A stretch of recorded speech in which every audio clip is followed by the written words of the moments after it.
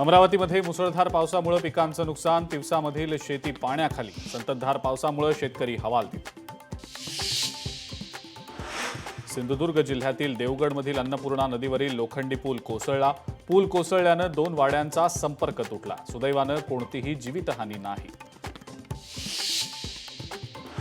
माजी पोलीस आयुक्त परमबीर सिंग यांना सीबीआयकडून क्लीन चिट. परमबीर सिंग आणि इतर पोलीस अधिकाऱ्यांवर 5 गुन्हे होते दाखल.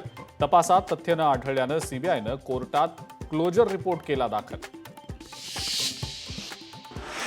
गुरुपौर्णिमेच्या निमित्तानं साईबाबांच्या चरणी सोन्याचा मुकुट आणि चांदीचा हार अर्पण. साईबाबा संस्थानच्या वतीनं साई भक्तांचा करण्यात आला सन्मान.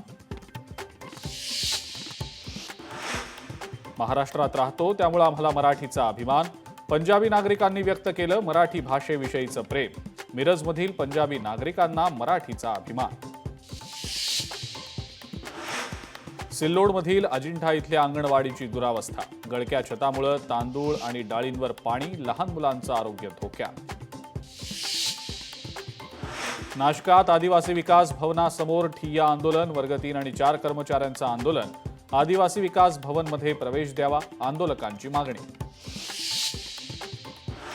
पनवेलमध्ये सिडकोची अनधिकृत बांधकामावर कारवाई. नियमांचं उल्लंघन करून अधिकचं बांधकाम केल्यानं कारवाई. सिडको अधिकारी सुरेश मेंगडे यांनी दिले कारवाईचे आदेश. आणि मनमाडमध्ये दारू उधार दिली नाही म्हणून बार मालकावर हल्ला. 2 तरुणांनी सुरीनं केला प्राणघातक हल्ला. सुदैवानं बार मालकाचा प्राण वाचला.